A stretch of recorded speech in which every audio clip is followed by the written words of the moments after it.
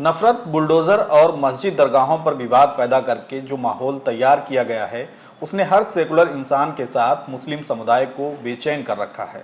और इस बेचैनी का आलम यह है कि ऐसे हालात से पार पाने की कोशिशें शुरू हो गई हैं। इसी महीने यूपी, दिल्ली और मुंबई में अब तक 4 बड़ी मीटिंग्स हो चुकी हैं, जहां देश भर के बुद्धिजीवियों ने हालात पर मंथन किया है। आदाब, नमस्कार, मैं अतीक खान, आप देख रहे हैं द लीडर हिंदी।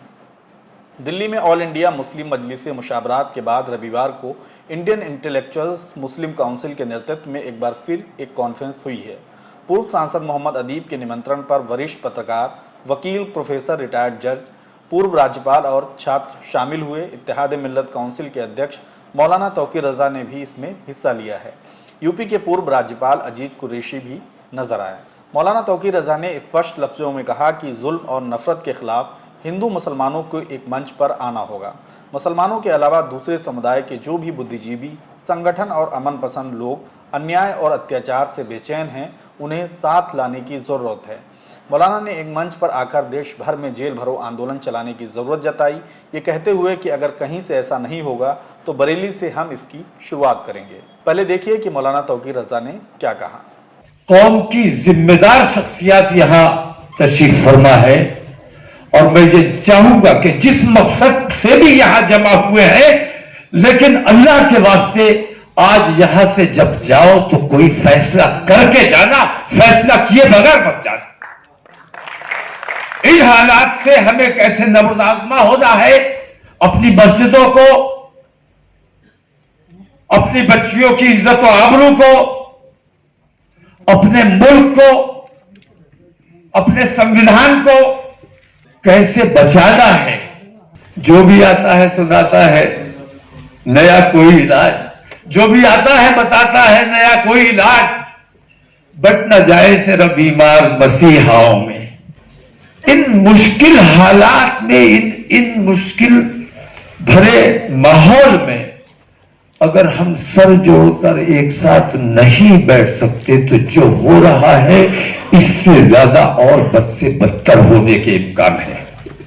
अगर बेहतरी का रास्ता बनाना है तो हमें, मैंने बार बार कहा, आज फिर कहता हूं कि हमें कैमरे के बगैर, हमें इस माइक के बगैर बंद कमरे में सर जोड़कर बैठना होगा, तब हम किसी नतीजे पर पहुंच पाएंगे। इस तरह अगर हम बैठे रहेंगे, इस तरह अगर हम बात करेंगे तो कोई नतीजा नहीं निकल सकता। मेरी इसलिए आप तमाम हजरात से दरख्वास्त है, मैंने पिछली बार भी ये बात कही थी, आज फिर कहता हूं कि एक आता है कहता है कि जरूरत पड़ी तो जेल भरो आंदोलन चलाया जाएगा, दूसरा कहता है कि नहीं, अभी वक्त नहीं आया है, अभी और ज्यादा खराब हालात आने हैं, उस वक्त देखा जाएगा।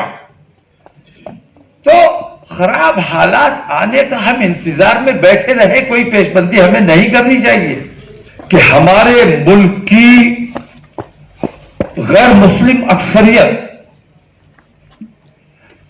ये जो माहौल बनाया गया है इससे परेशान है, इससे नाखुश है। और मुसलमान जितना बेचैन नहीं है, जितनी बेचैनी का इजहार नहीं कर रहा है सोशल मीडिया पर मैं देख रहा हूं, उससे ज्यादा वो हमारे हमवतन हिंदू भाई उसके लिए बेचैनी का इजहार कर रहे हैं। तो हमें हिंदू मुसलमान नहीं बनाना है, हमें आज की महफिल में भी उन लोगों को बुलाना चाहिए था, उनसे मशवरा करना चाहिए था कि इन हालात में हमें क्या करना चाहिए। हम कोई तंजीम बना के बैठ जाए, तंजीमें रोज बनती हैं, रोज बिगड़ती हैं, तंजीम बनाने का कोई मतलब नहीं है।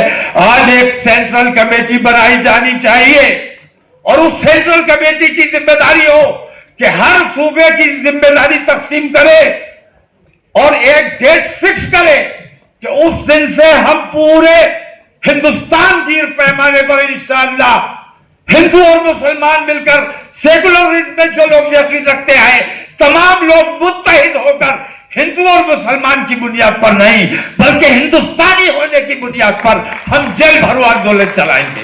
अगर जेल भरो आंदोलन नहीं चला सकते तो मैं बताता हूं, यके बाद दीगरे तुम्हें गिरफ्तार भी किया जाएगा, तुम्हारे साथ कार्रवाई भी की जाएगी, बुलडोजर भी चलाए जाएंगे।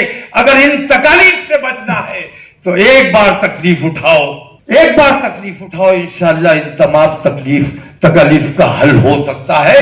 دل کرنا پڑے گا، اپنا اے سی چھوڑنا پڑے گا، پریشانی اٹھانی پڑے گی، سڑک پر دھرنا دینا پڑے گا۔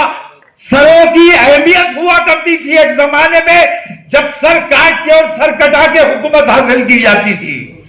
سروں کی آج بھی اہمیت ہے، پہلے سر کاٹنا پڑتا تھا، کٹانا پڑتا تھا، آج سر دکھانا پڑتا ہے۔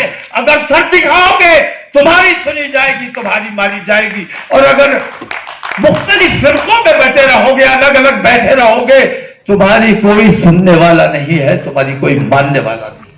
مشکل یہ ہے کہ بلی کے گلے میں گھنٹی کون باندھے؟ گھنٹی باندھنا پڑے گی۔ اپنے اپنے علاقے کی ذمہ داری آپ لیجئے، اپنے علاقے کی ذمہ داری میں لیتا ہوں، اور جو ذمہ داری میرے اوپر آپ حضرات ڈالنا چاہیں میں اس کے لیے تیار ہوں۔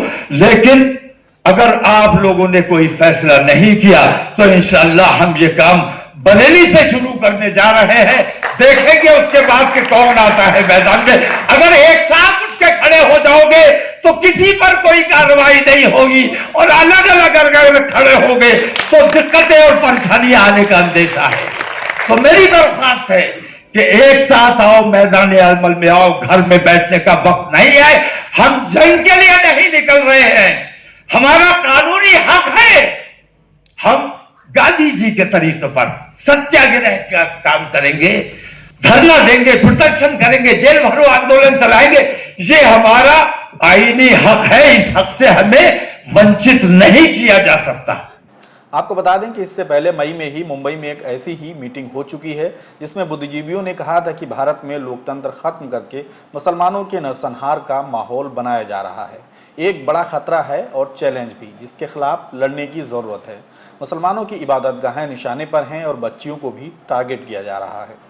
اس میں آل انڈیا مسلم پرسنل لا بورڈ کے مولانا سجاد نعمانی، پورو سانسد محمد ادیب، درگاہ اجمیر شریف سے سید سربر چشتی، مہاراشٹر سپا کے ادھیکش ابو عاصم اعظمی، شیعہ پرسنل لا بورڈ کے ظہیر عباس، کولکاتہ سے شفیق قاسمی، ڈاکٹر آسما زہرا، مہیلا ایکٹیوسٹ سمیہ نعمانی، رحمانی 30 کے فہد رحمانی اور دوسرے تمام نیتا بدھ جیوی شامل ہوئے تھے۔ اسی بیچ دیوبند میں جمعیت علماء ہند کا 2 دِوسیہ سمیلن ہوا ہے۔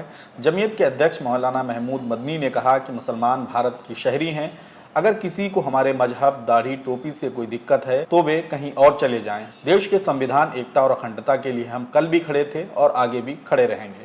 مولانا نے بھی ظلم کے خلاف ایک ہو کر لڑنے کا سندیش دیا ہے۔